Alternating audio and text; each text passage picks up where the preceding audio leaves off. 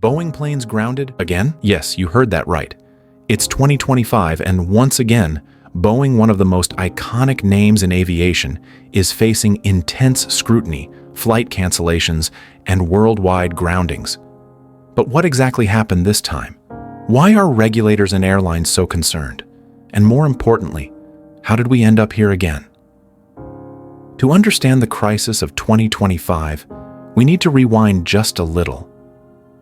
Boeing has long been a giant in the aviation world, known for building some of the most legendary aircraft in history: the 747, the 777, and the 737.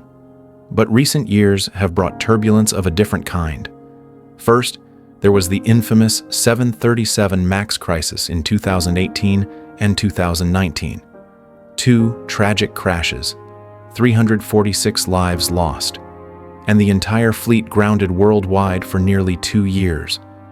Boeing's reputation took a massive hit, but they promised reforms: stricter safety protocols, better oversight, a renewed focus on engineering.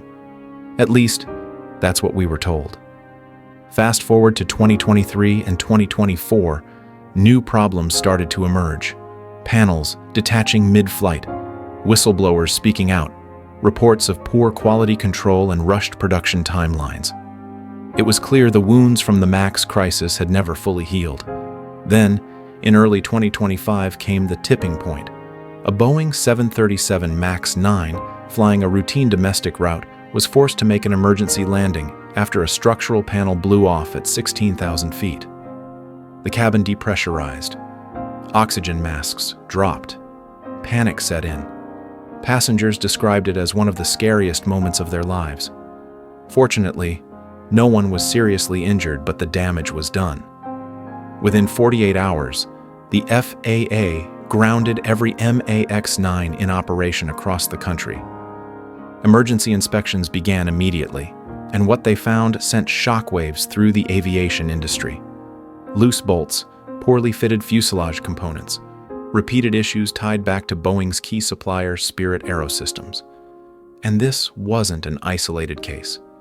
Similar flaws were discovered on multiple aircraft, raising fears that the problem wasn't just one bad jet, but a systemic failure in Boeing's manufacturing and oversight.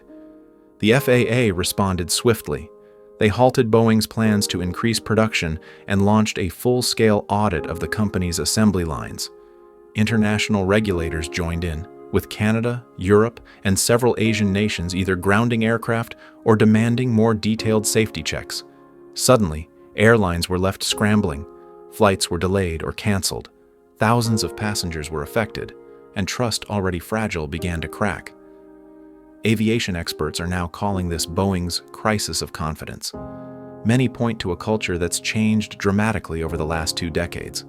Where Boeing once prioritized engineering and safety, critics say it's become obsessed with cost-cutting, outsourcing, and meeting production deadlines, sometimes at the expense of quality.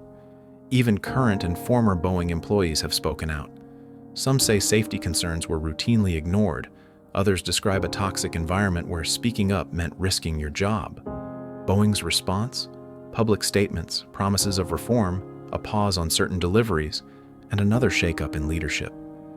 They say they're committed to fixing the problems and regaining public trust. But many believe these gestures are too little, too late.